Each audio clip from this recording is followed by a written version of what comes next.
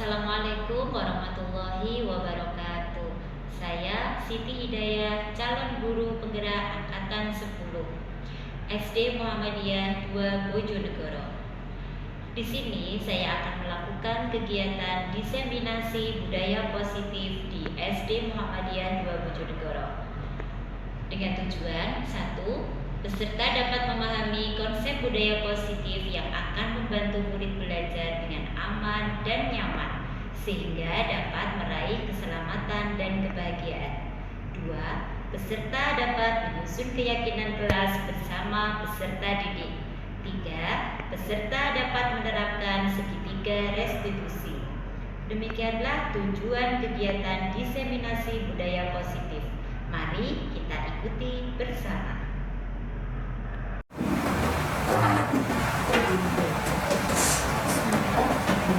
Assalamualaikum warahmatullahi wabarakatuh. Waalaikumsalam warahmatullahi wabarakatuh. Puja dan puji syukur kita panjatkan atas kehadirat Allah Subhanahu wa Ta'ala, karena berkat rahmat dan hidayahnya kita bisa sama-sama berkumpul di tempat dalam keadaan sehat dan walafiat. Salawat serta salam semoga tetap tercurahkan kepada Nabi Muhammad SAW yang telah menurunkan ajaran Islam kepada umatnya hingga akhir zaman. Perkenalkan, saya Safira Aji Cahyani yang bertugas sebagai moderator dalam acara diseminasi budaya positif. Izinkan saya untuk membacakan susunan acara, yaitu yang pertama pembukaan, kemudian sambutan dari Ustazah Jepeng selaku Kepala Sekolah SD Muhammadiyah 2 Bojonegoro. Yang ketiga, kegiatan diseminasi budaya positif yang akan disampaikan oleh Ustazah Hidayah. Dan yang terakhir adalah penutup. Untuk sambutan kepada Us Jepeng, waktu dan tempat kami persilahkan.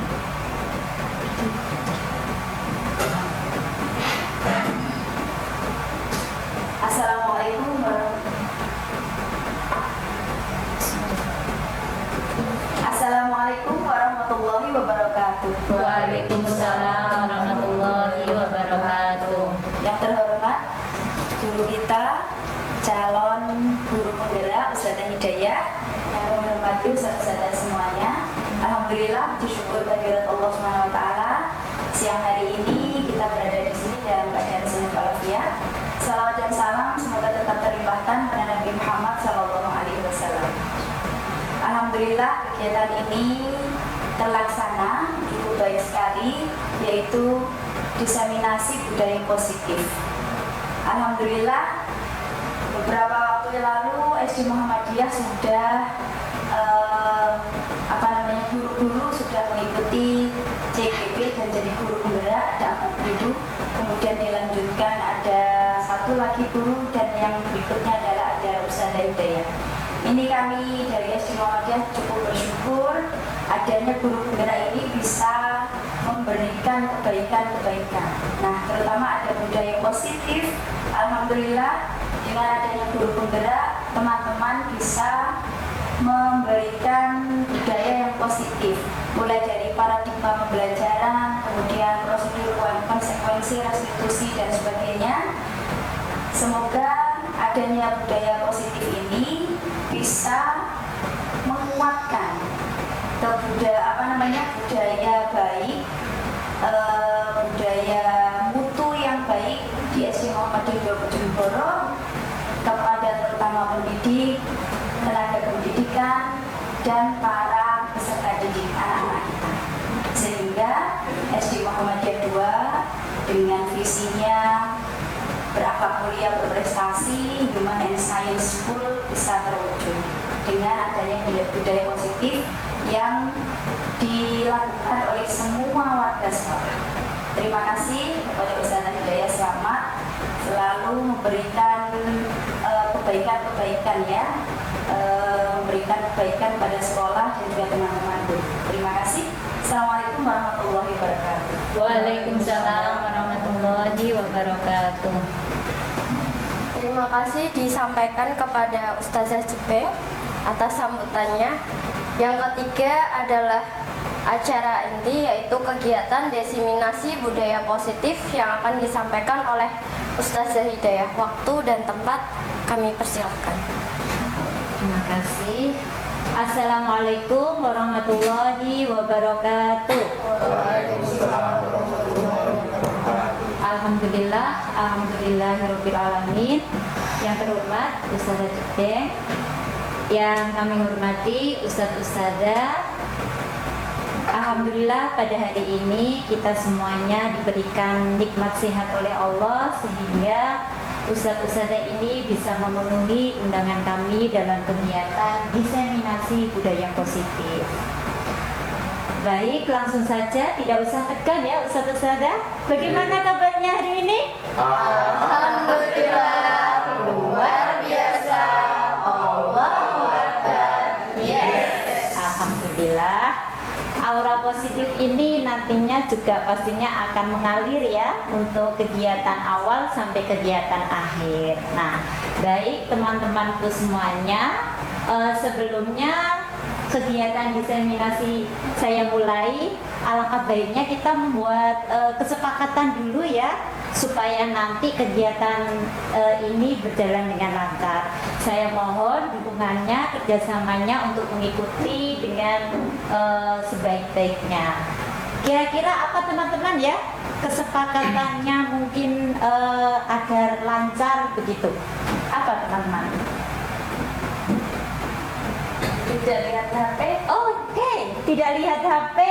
Nah, punya ya disimpan dulu. Kebetulan bisa mohon dituliskan ya untuk kesepakatannya. Satu, tidak menonton, tidak melihat HP ya, Ustazah ya. Oke. Yang kedua, tidak makan. Oke, boleh makan karena tidak ada makanan ya. Jadi apa yang mau dimakan? Baik, apalagi Ustazah yang kedua, hadirkan jiwanya di sini ya untuk mengikuti ini. Oke, menghadirkan jiwa di sini sepenuhnya. Yang ketiga, oke, ada lagi tambahan? Dilarang membuat forum di dalam forum. Dilarang membuat forum di dalam forum. Baik. Oke, intinya tenang gitu ya, disiplin mengikutinya. Cukup? Ustazah keyakinannya? Baik. Saya bacakan kembali untuk keyakinan kesepakatan kelas kita. Yang pertama, dimohon tidak melihat HP. Yang kedua, tidak makan, tapi minum boleh ya, monggo. Karena tadi sudah makan siang semuanya. Yang terakhir, dilarang membuat forum di dalam forum. Baik. Terima kasih teman-teman, itulah kesepakatan kita bersama. Semoga teman-teman juga bisa melaksanakannya dengan baik. Baik teman-teman, di sini saya bersyukur sekali bisa diberikan kesempatan untuk diseminasi budaya positif di Lembaga SD Muhammadiyah 2 Bojonegoro. Nah, budaya-budaya apa yang akan saya tampilkan di sini? Yaitu yang pertama, budaya positif tentang perubahan paradigma belajar. Yang kedua, disiplin positif. Yang ketiga, motivasi perilaku manusia. Yang keempat, hukuman, konsekuensi, restitusi. Yang kelima, keyakinan kelas. 6, kebutuhan dasar manusia. 7, posisi kontrol restitusi.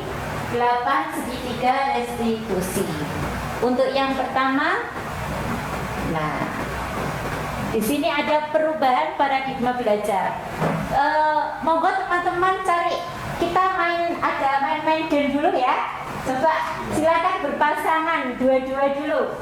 Nah, bisa pasangan ya. Baik. Silakan berpasangan. Baik. Oke. Berpasangannya seperti ini ya. Gamenya seperti ini. Ada satu teman yang berperan sebagai A, satunya berperan sebagai B. Yang A ini misalkan letakkan suatu barang yang berada di tangannya, lalu genggam atau kepalan ya, benda tadi harus dikepal sekuat tenaga. Setelah itu tugasnya yang B, teman yang satunya B ini mencoba membuka kepalanya tadi, temannya tadi ya. Nah, si B ini dengan cara sekuat tenaga untuk membuka kepalan si A ini. Dengan cara apa?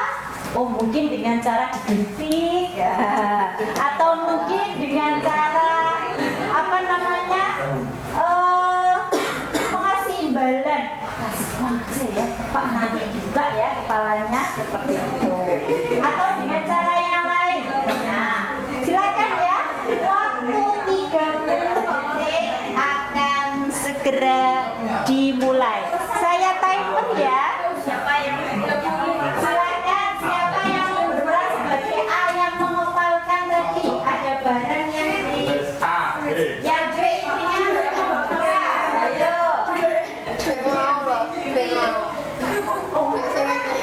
Saya timer 30 detik ya.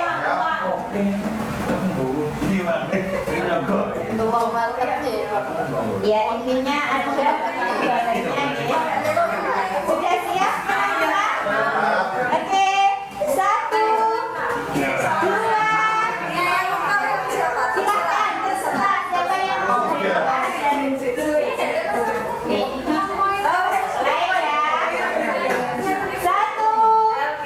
satu kepala tangan ini ya. Satu, terserah monggo. 1, 2,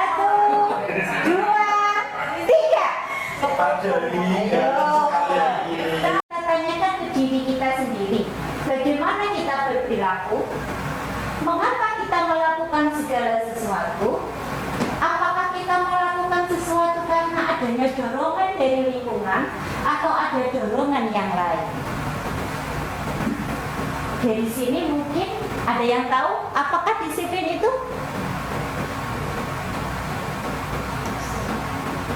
Apa disiplin? Peraturan. Benar salah. Apa lagi? Tepat waktu. Harus terus menerus. Itu namanya disiplin. Pembiasaan itu ya saudara. Nah, baik. Disiplin, apa itu disiplin? Disiplin adalah tata tertib, teratur, dan kepatuhan pada peraturan. Kata disiplin juga sering dihubungkan dengan hukuman. Ingat, disiplin dihubungkan dengan hukuman. Nah, kalau kita mau belajar budaya positif, tidak harus kita pakai hukuman-hukuman. Malah ini adalah alternatif untuk menghilangkan hukumannya. Seperti apa? Seperti kata Ki Hajar Dewantara menyatakan bahwa untuk mencapai kemerdekaan atau dalam konteks pendidikan kita saat ini, untuk menciptakan murid yang merdeka, syarat utamanya adalah harus ada disiplin yang kuat. Disiplin yang dimaksud adalah disiplin diri yang memiliki motivasi internal. Jika tidak bisa, baru motivasi eksternal. Nah, jadi munculnya itu dari diri sendiri disiplin itu, tidak harus dari hukuman. Nah, lebih gamblang lagi, sekarang kita akan hubungkan apa disiplin positif itu. Nah, disiplin itu berasal dari bahasa Latin yang artinya belajar. Ada juga yang menyatakan arti dari disiplin itu ada motivasi intrinsik bukan ekstrinsik. Maksudnya begini teman-teman, ketika anak itu kan setiap hari ada pembiasaan sholat duha. Nah, diharapkan dia itu tidak dari aturan kita. Kamu kalau sholat di sekolah harus sholat duha. Tapi kalau di rumah tidak muncul rasa itu. Kita tidak menginginkan seperti itu. Di budaya positif ini kita menginginkan anak itu sesuai dengan kemauannya sendiri, ya, berdasarkan dari sumber dirinya sendiri yang melakukan. Tidak ada paksaan dari unsur-unsur gurunya ataupun orang tuanya.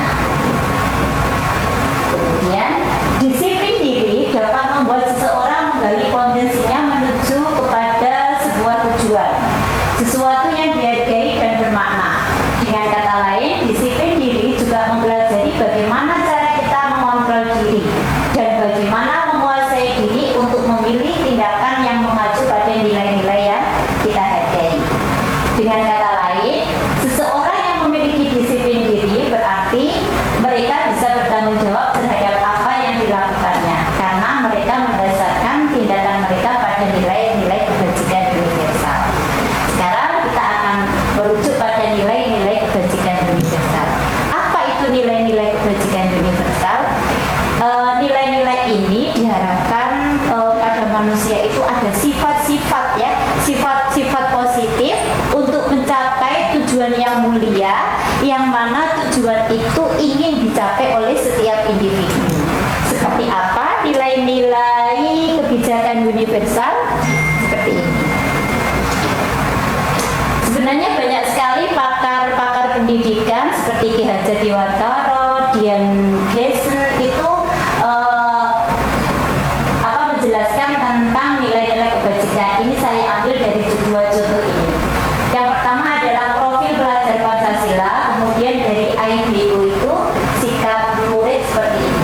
Kalau di dalam profil pelajar Pancasila selalu kita gunakan ya di kegiatan P5 kita ada profil pelajar Pancasila. Nah, ini adalah sifat-sifat positif yang dimiliki oleh manusia. Nah, kira-kira harapan bangsa Indonesia ini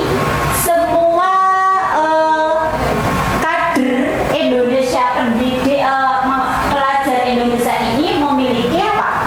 Profil pelajar Pancasila. Tujuannya ini, anak-anak itu mempunyai profil pelajar Pancasila.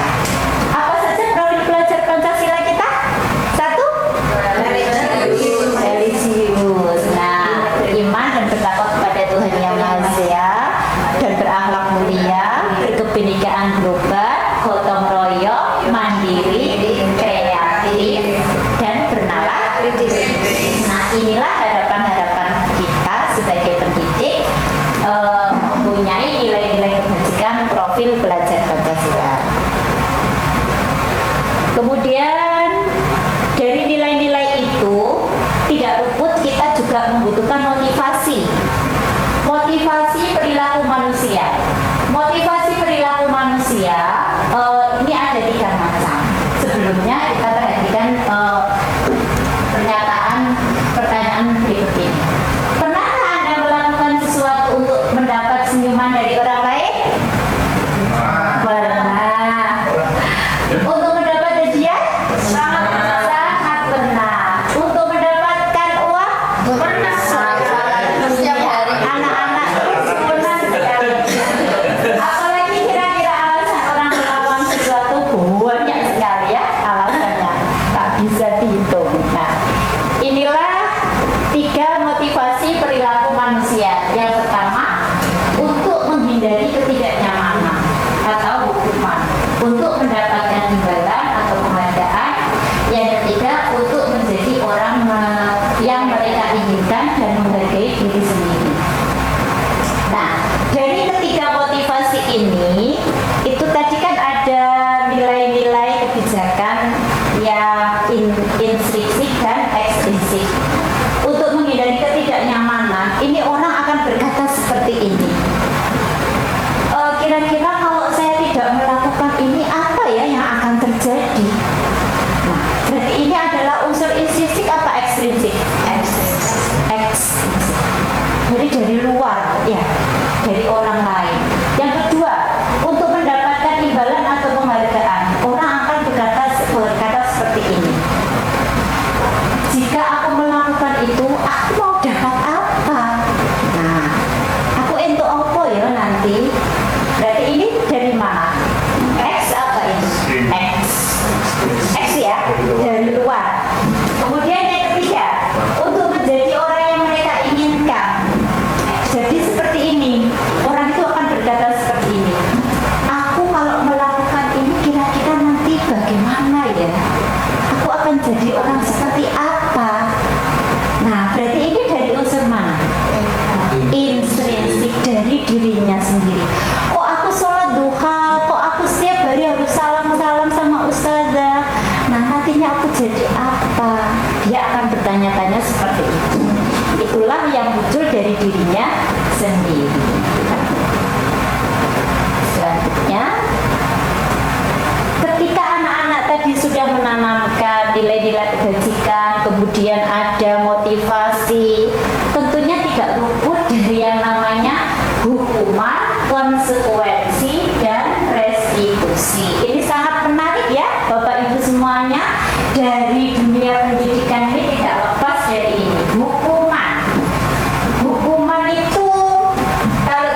identitaskan itu berupa gagal. Kalau konsekuensi sukses. Tapi yang bagaimana suksesnya? Kemudian restitusi itu adalah identitas sukses sebenarnya. Nah, kalau hukuman ini dia berlaku tidak dalam jangka pendek ya. Maaf, ini siswa itu di dalam hukuman itu siswa itu tidak akan merasa nyaman. Jadi pembuatannya itu diketahui oleh gurunya sendiri. Murid itu tidak diajak diskusi dalam penentuan ini. Jadi murid itu sangat membenci peraturan ini. Nah, karena dibuat oleh guru, maka itu akan menyakitkan bagi siswanya. Guru akan menjalani konsekuensinya dengan menyalahkan, mengkritik. Contohnya apa? Push up, mencatat 100 kali misalkan, istighfar 100 kali, nak silakan. Nah, seperti itu. Kemudian kalau konsekuensi ini dibuat oleh murid dan guru. Tetapi di sini anak tidak merasa nyaman karena jangkanya pendek. Murid menghormati peraturan dibuat oleh guru dan murid. Di sini bersikap membantu, tetapi guru ini menyatakan peraturannya dengan melakukan peringatan. Harus ada konsekuensinya. Contohnya mengganti kertas teman yang robek misalkan. Seperti itu. Nah, sebagai gambarannya seperti ini. Contoh hukuman. Jadi hukuman ini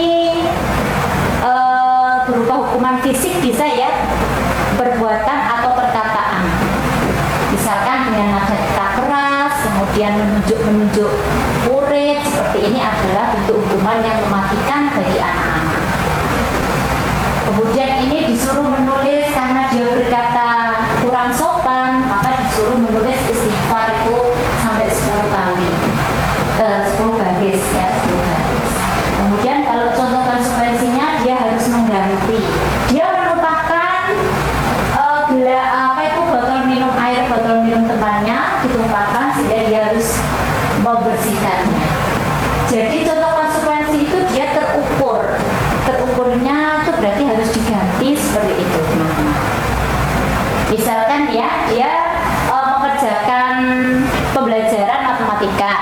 Nah, karena dia ruame sendiri sehingga waktunya istirahat dia belum selesai, maka dia harus menerima konsekuensinya, yaitu menambah 10 menit di waktu jam istirahat. Itu namanya adalah konsekuensi. Kalau konsekuensi tadi dibuat oleh murid ya dengan siswa, tetapi guru dan siswa. Nah, kemudian ada dihukum oleh penghargaan. Biasanya kan kita itu iming-iming murid kita ya, siapa yang bisa nanti tak kasih permen, siapa yang bisa menjawab ini nanti tak kasih es krim. Nah, seperti itu. Ternyata dihukum oleh penghargaan itu juga merupakan pengaruh jangka pendek dan jangka panjang. Penghargaan efektif jika kita menginginkan seorang melakukan sesuatu yang kita inginkan dalam jangka waktu yang pendek. Jika kita menggunakan penghargaan lagi dan lagi, maka orang akan bergantung pada penghargaan yang diberikan serta kehilangan motivasi dari dalam. Jika kita mendapatkan penghargaan untuk melakukan sesuatu yang baik, maka selain kita senantiasa berharap mendapatkan penghargaan tersebut lagi. Jadi dia mencoba mendapat lagi karena motivasinya adalah berupa penghargaan, dan penghargaan itu adalah sebuah hukuman. Selanjutnya adalah restitusi. Nah, restitusi ini adalah identitasnya tadi sukses yang sebenarnya ya. Sukses menciptakan kondisi bagi murid untuk memperbaiki kesalahan mereka sehingga mereka bisa kembali pada kelompok mereka dengan karakter yang lebih kuat. Seperti yang dikatakan oleh Bapak Ki Hajar Dewantara tadi, disiplin yang kuat untuk membentuk karakter siswa. Nah, kita refleksi dulu ya.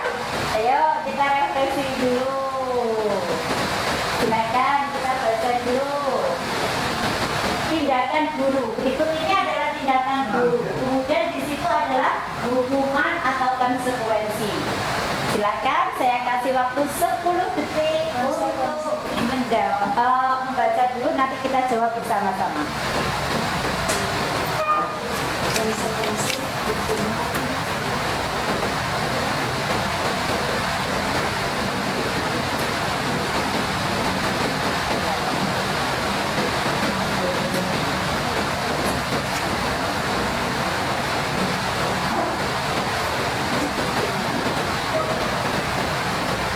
Oke, sudah? Baik, baris yang pertama, membersihkan coretan konsekuensi. Berjemur di lapangan basket baru 12. Hukuman apa ini? Fisik ya? Fisik. Murid diminta bertelanjang kaki sepanjang hari karena tidak menggunakan sepatu warna hitam sesuai peraturan. Konsekuensi. Karena di sekolah kita menggunakan sepatu hitam. Berdiri di depan kelas sambil mengangkat kaki seperti tadi ya, itu berupa hukuman. Kehilangan 10 menit jam istirahat untuk mengerjakan tugas. Konsekuensi. Sudah paham ya? Oke, tepuk tangan dong buat kita. Keren bisa menjawab 100 untuk semuanya. Selanjutnya, setelah itu pastinya tidak lupa dengan keyakinan kelas, salah satu disiplin budaya yang luar biasa. Mengapa keyakinan kelas? Mengapa tidak peraturan kelas saja? Mengapa kita memiliki peraturan tentang menggunakan helm pada saat mengendarai kendaraan roda 2? Mengapa kita memiliki peraturan tentang menggunakan masker dan mencuci tangan setiap saat? Jawabannya pertama apa kira-kira saudara? Kesadaran diri. Kesadaran diri. Keselamatan, keamanan ya. Yang kedua, Ustaz? Banyak yang melanggar muncul peraturan. Oh iya, banyaknya yang melanggar sehingga muncullah peraturan atau akibat dari itu kecelakaan meninggal. Yang kedua ini mungkin karena apa? Kenapa kita harus menggunakan masker dan mencuci tangan setiap saat?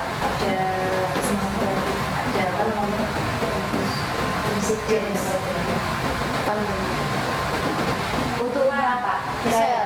Kesehatan. Benar sekali, kesehatan. Nah, kesehatan, keselamatan, keamanan itu merupakan budaya positif juga. Itu salah satu nilai-nilai kebajikan. Yang mana nilai kebajikan tadi menekankan pada kita untuk keyakinan seseorang akan lebih bergerak dan bersemangat untuk menjalankan keyakinan tersebut. Jadi mereka itu, kita semuanya itu tahu tentang penyebabnya, alasannya seperti itu. Itulah yang dinamakan dengan keyakinan diri kita. Bagaimana cara pembentukan keyakinan kelas? Nah, yang pertama, kenapa kelompok tidak peraturan? Kenapa harus keyakinan? Jawabannya ini, karena keyakinan itu bersifat lebih abstrak daripada peraturan. Keyakinan kelas berupa pernyataan universal yang baik, positif. Pernyataan keyakinan kelas senantiasa dibuat dalam bentuk yang positif. Kebaikan lagi munculnya karakter. Keyakinan kelas hendaknya tidak terlalu banyak sehingga mudah diingat dan dipahami oleh semua warga kelas. Keyakinan kelas sebenarnya sesuatu yang dapat diterapkan di lingkungan tersebut. Semua warga kelas hendaknya ikut berkontribusi dalam pembuatan keyakinan kelas lewat kegiatan curah pendapat. Bersedia meninjau kembali keyakinan kelas dari waktu ke waktu. Nah, intinya keyakinan kelas itu adalah nilai kolaborasi ya antara murid dan siswa untuk menegakkan keyakinan guru dan siswa. Mohon maaf.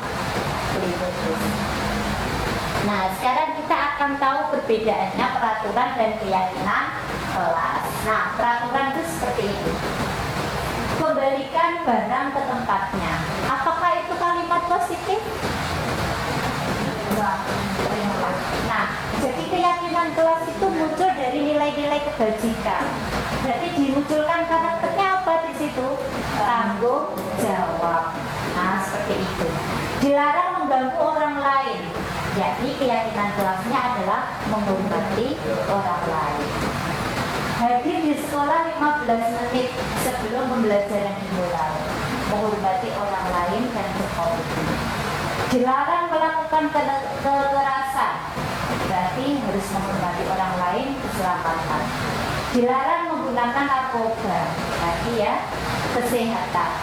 Bergantian atau menumpuk giliran, menghormati orang lain dan bersabar. Berjalan di kelas dan dari koridor tentang keselamatan dan keamanan. Contoh keyakinan kelas seperti ini. Kemarin saya juga sudah membuat keyakinan kelas bersama anak-anak dan ternyata anak-anak itu antusias. Saya itu tidak membayangkan ternyata anak-anak itu jauh berpikirnya itu luas sekali, ternyata luar biasa. Mungkin nanti teman-teman juga bisa menerapkan keyakinan ini di dalam kelasnya. Setelah itu kita akan mengetahui tentang kebutuhan dasar. Di sini ada 5 kebutuhan dasar manusia. Yang pertama adalah kebutuhan bertahan hidup. Yang kedua rasa terima. Yang ketiga penguasaan atau diakui. Yang keempat kebebasan. Dan yang terakhir adalah kesenangan. Nah, bertahan hidup. Kebutuhan bertahan hidup ini contohnya adalah kebutuhan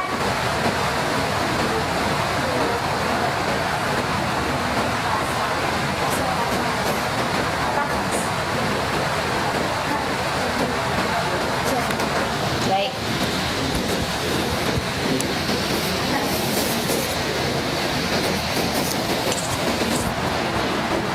Kebutuhan dasar yang pertama adalah bertahan hidup. Kebutuhan bertahan hidup ini adalah kebutuhan fisiologis dan biologis. Kemudian kebutuhan rasa diterima. Kebutuhan rasa diterima ini adalah kebutuhan hubungan sosial. Aku diterima enggak ya sama temanku, rasa menyayangi seperti itu, rasa disayangi sesama teman, rasa diterima oleh kelompok-kelompok. Nah, itu kebutuhan rasa diterima. Yang ketiga, kebutuhan penguasaan. Dia itu diakui enggak sih dengan teman-temannya, dihormati enggak dengan orang lain, seperti itu. Yang keempat adalah kebebasan. Kebutuhan kebebasan ini adalah kebutuhan bisa melakukan sendiri.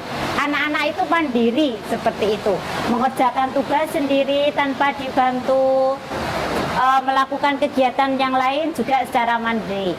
Yang terakhir adalah kebutuhan kesenangan.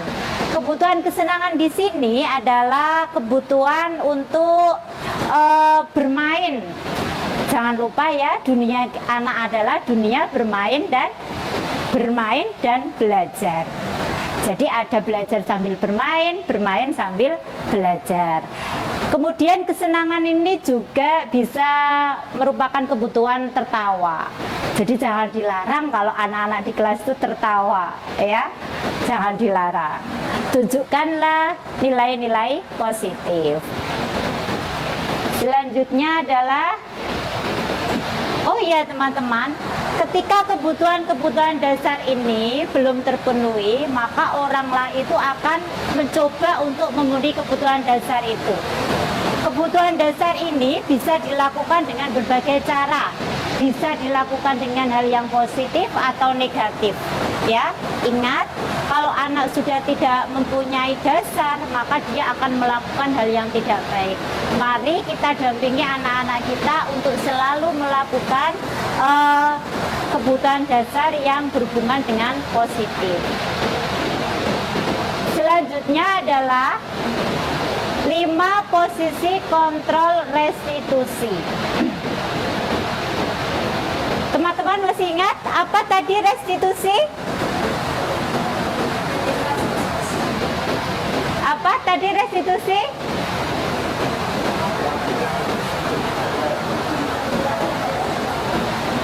Ayo.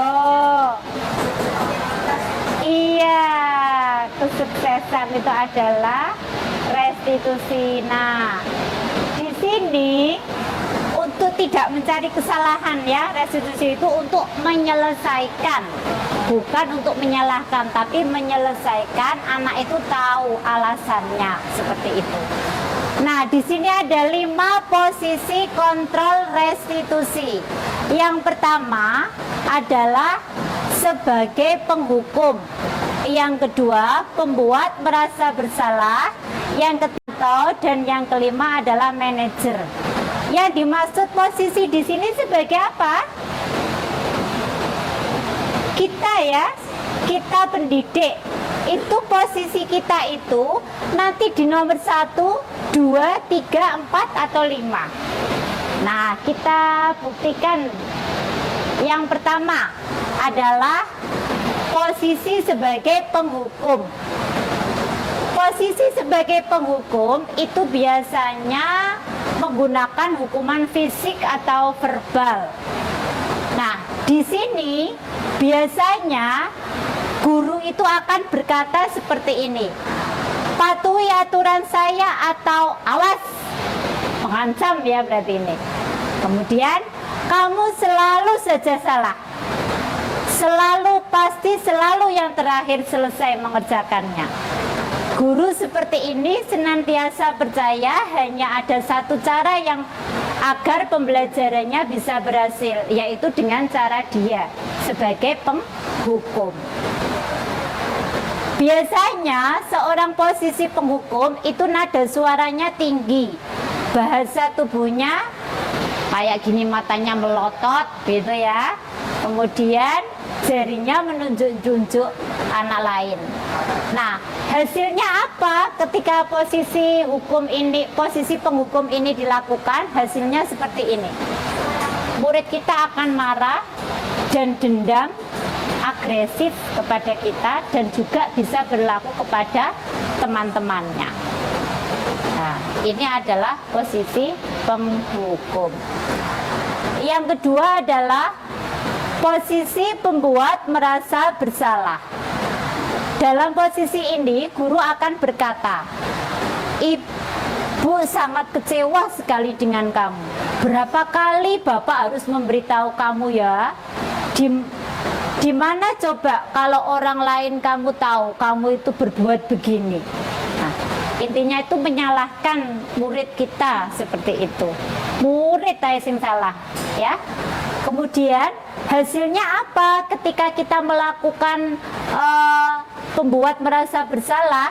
Murid akan merasa bersalah. Bersalah telah mengecewakan ibu atau bapak gurunya. Murid akan merasa menjadi orang yang gagal dan tidak sanggup membahagiakan orang lain. Kemudian yang selanjutnya, posisi sebagai teman. Nah, guru pada posisi ini sebagai teman. Besti, seperti itu ya. Hai Besti. Apa yang dilakukan guru?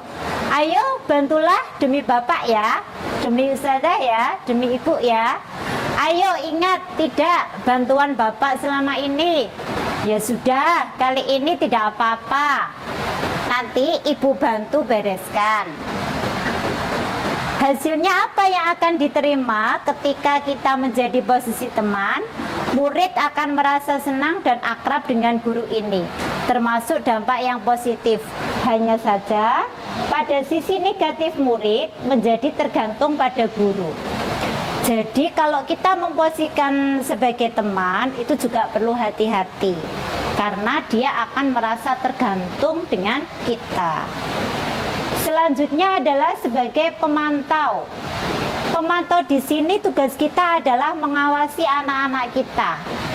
Pada posisi ini, kita bertanggung jawab atas perilaku orang-orang yang kita awasi. Biasanya, guru akan berkata seperti ini. Peraturannya apa? Apa yang telah kamu lakukan? Jadi dia itu memancing dengan bertanya-bertanya seperti itu. Itulah pemantau. Hasilnya apa yang didapat? murid akan memahami konsekuensi yang harus dijalankan karena telah melanggar salah satu peraturan sekolah. Jadi ini berhubungan dengan konsekuensi di sini. Yang terakhir adalah manajer. Posisi terakhir adalah manajer. Posisi ini di mana guru berbuat sesuatu bersama dengan murid, mempersilahkan murid bertanggung jawab, mempertanggungjawabkan perilakunya. Dan biasanya guru akan berkata, apa yang kita yakini? Apakah kamu meyakininya? Jadi ini berusaha untuk mencoba menggali jawaban yang positif. Inilah manajer. Oke. Mulai? Oke. Nah, teman-teman, itulah 5 posisi kontrol sebagai seorang pendidik. Yang pertama tadi ada sebagai penghukum, kemudian yang kedua ada pembuat merasa bersalah, yang ketiga teman, yang keempat pemantau, dan yang kelima adalah manajer. Nah, dari kelima ini mungkin ada 1 atau 2 yang sudah kita lakukan ya. Mungkinkah sebagai teman? Apakah mungkin sebagai pemantau?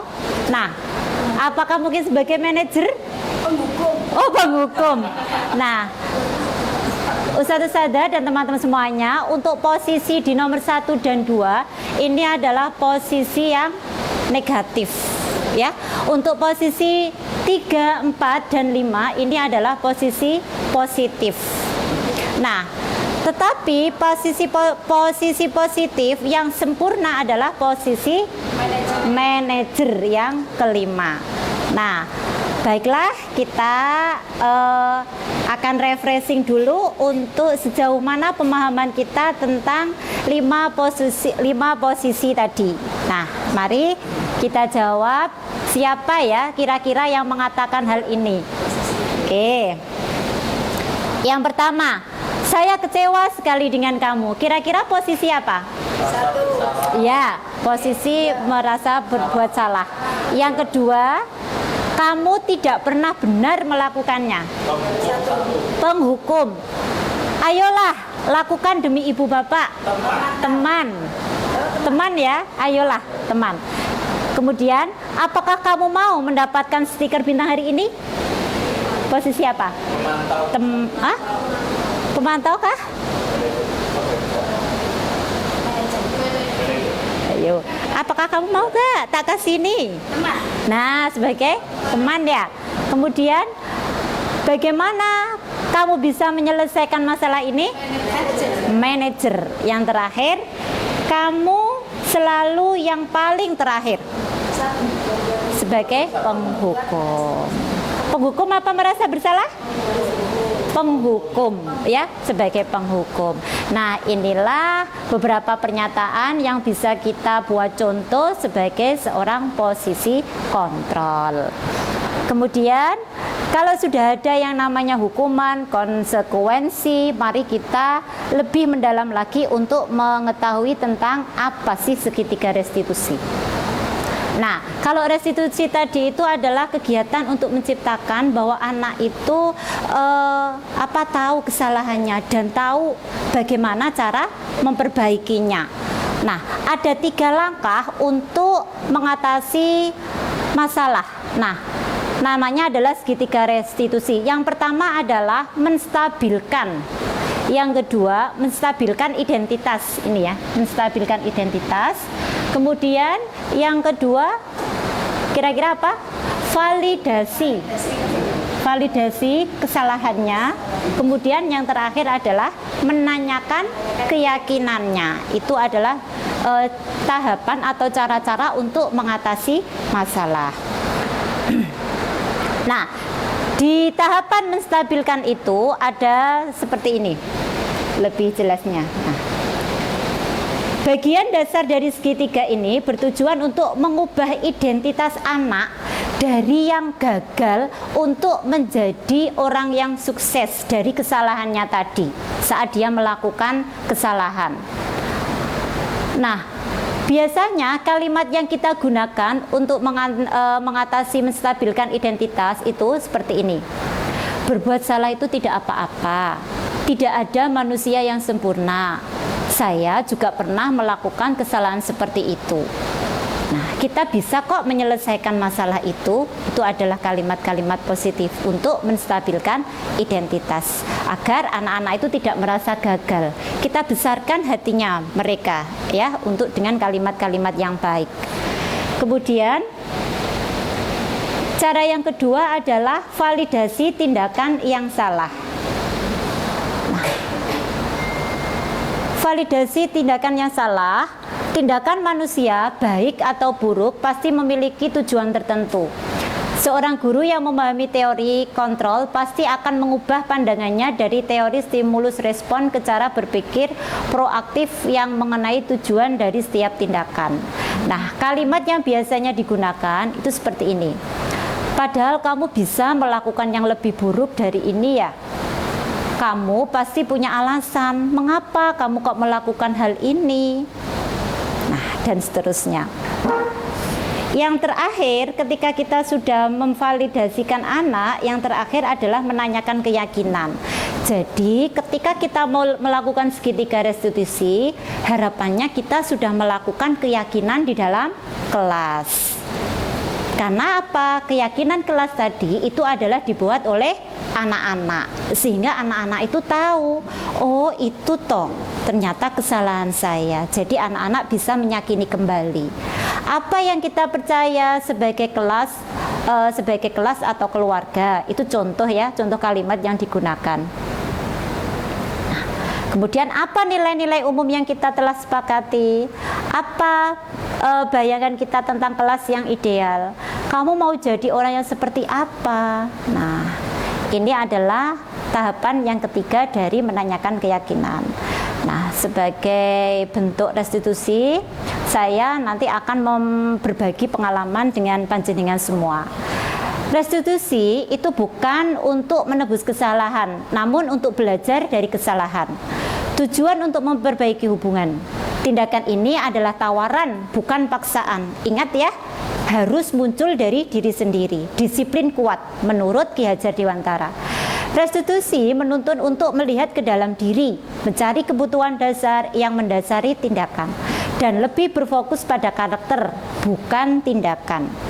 Segitiga restitusi membantu murid menjadi lebih memiliki tujuan, yakni disiplin positif dan memulihkan dirinya setelah berbuat salah. Jadi anak-anak itu merasa happy kembali. Jadi tidak merasa disalahkan, tidak diintimidasi seperti itu. Dia merasa dihargai seolah-olah. Itulah kegiatan atau restitusi ketika kita menjalankan ketika ada masalah. Nah, baik teman-teman, di sini saya akan berbagi pengalaman, yakni 2 pengalaman yang sudah saya terapkan di kelas, yaitu keyakinan kelas dan segitiga restitusi. Nah, ini adalah prosedur cara membuat keyakinan kelas ya. Yang pertama itu kita harus membuat prosedur keyakinan kelas. Yang pertama yaitu kita berdiskusi, menyampaikan pendapat kepada anak-anak. Yang kedua, mencatat masukan dari murid. Yang ketiga, mengganti kalimat negatif menjadi kalimat positif.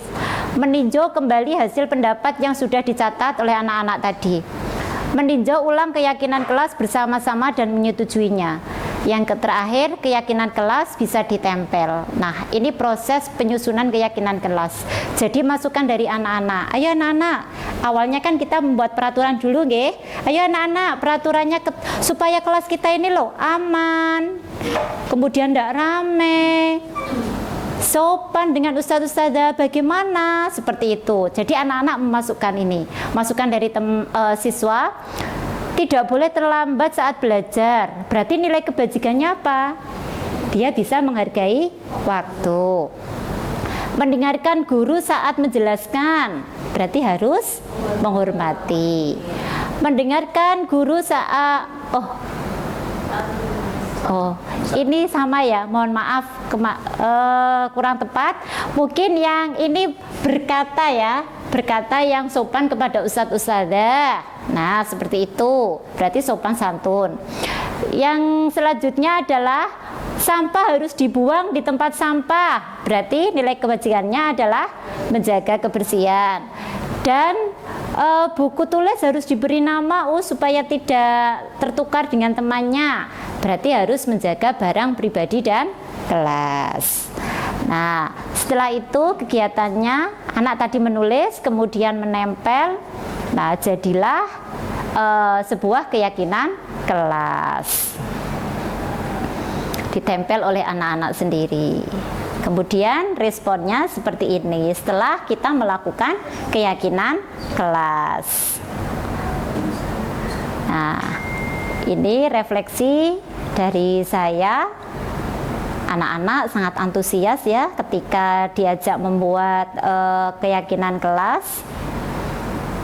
Jadi tanpa ada paksaan. Kemudian rencana perbaikannya yaitu kita harus menindaklanjuti keyakinan tersebut selama semester. Semester pertama bagaimana, kemudian dilanjutkan jika memang sudah bisa dilakukan, kita bisa menambah keyakinan lagi seperti itu. Kemudian berbagi pengalaman yang kedua adalah ini, segitiga restitusi. Saya tampilkan videonya ya teman-teman.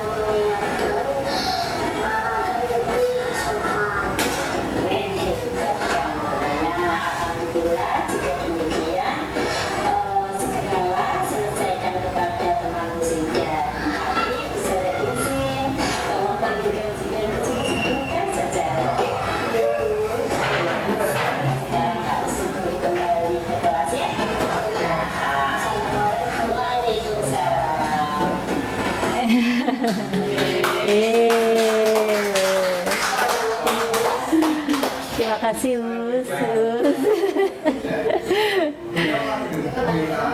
Nah, itulah video yang sudah saya lakukan bersama Ananda Restu Adison Adi kelas 2A. Iya. Itu kejadiannya asli apa asli buatan maksudnya? Asli. Pas ketepaan asli nggih. Baru tadi. Maksudnya itu spontan kemudian ada inisiatif untuk manggil itu ya? Iya. Jadi di kelas itu kan sebenarnya anak-anak itu bermain, Pak. Nah, lalu saya jadikan ini sebagai kebetulan ini pas sesuai dengan ada kegiatan restitusi modul dari CGP. Komunikasi jawaban tadi ya sumber dari atas sendiri. G, Ustaz. G. Terima kasih. Nah, di sini langkah-langkah tadi segitiga restitusi ada 3. Langkah pertama adalah menstabilkan identitas. Ini kalimat yang saya wajar saja kamu berusaha dengan keras mengingatkan Zidan. Rupanya kamu berusaha mengingatkan Zidan agar tidak mengganggu teman-teman perempuannya. Kemudian tahap yang kedua adalah rencana perbaikan, yaitu validasi tindakan yang salah. Nah, tentunya pastinya ada alasannya. Kenapa kok kamu sampai melakukan itu? Ternyata tadi jawabannya dia punya adik perempuan juga. Dia nggak mau kalau adiknya nanti juga diganggu oleh teman-teman yang lain, laki-laki yang lain juga. Iya. Kemudian yang ketiga adalah tahap terakhir rencana perbaikan, yaitu menanyakan keyakinan. Jadi kita hubungkan lagi dengan harus mengkondisikan siswa dalam keadaan yang nyaman dan tenang. Baik, rencana selanjutnya adalah rencana perbaikan yang harus dilakukan. Yang pertama, sebelum melakukan kegiatan restitusi, kita harus mengkondisikan keadaan siswa. Siswa harus dalam keadaan yang nyaman dan tenang. Yang kedua, guru harus mengatur nada berbicara dan perilaku saat melakukan segitiga restitusi. Jadi kita juga harus hati-hati mengatur nada berbicara kita, kemudian perilaku kita, karena itu bisa memberikan teladan bagi anak-anak, ya, karena anak-anak itu melihat kita itu adalah teladan yang baik. Kemudian yang ketiga, mencatat hasil segitiga restitusi dan berkolaborasi dengan guru BK serta guru mapel lain dalam membantu perkembangan siswa. Jadi jangan sampai putus, karena ini nantinya anak-anak itu punya riwayat. Jadi harus ada catatan, ya, di buku jurnal siswa harian. Jadi setiap anak itu kalau bisa mempunyai buku harian sendiri. Nah, demikianlah dari saya kegiatan diseminasi budaya positif. Terima kasih. Mungkin dari teman-teman ada yang ditanyakan tentang kegiatan hari ini? Monggo. Oke, Saudara Eka, monggo. Ya, terima kasih Saudara Hidayah. Luar biasa penjelasannya. Saya ada pertanyaan sedikit mengenai tentang penyelesaian masalah yang tadi. Apakah seharusnya itu setiap masalah diselesaikan dengan cara restitusi? Apakah setiap masalah harus dilakukan dengan cara penyelesaian segitiga restitusi? Ya, menurut saya ya. Alangkah baiknya menggunakan segitiga restitusi, karena di situ tahapannya sangat jelas sekali. Yang pertama tadi apa? Menstabilkan. Yang kedua, memvalidasi. Yang ketiga, meyakinkan. Jadi itu budaya positif yang sempurna. Dari kesalahan anak tidak merasa diintimidasi, anak melakukan dengan sendirinya. Jadi anak itu terbangun dari dirinya sendiri. Nah, seperti itu Ustazah Eka, menurut saya ya harus dilakukan dengan cara restitusi. Ya, saya akan mencoba melakukan Semoga semoga kegiatan diseminasi hari ini bisa memberikan manfaat bagi kita selalu mendidik, dan tentunya manfaat yang luar biasa untuk anak-anak kita.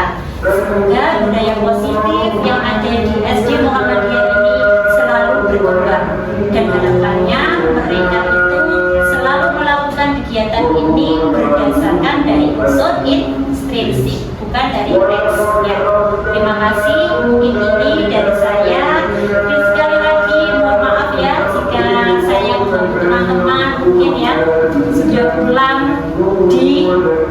keluarga mula. Oke, terima kasih saudara Cepeng dan teman-teman, sekali lagi saya ucapkan semoga kita sukses.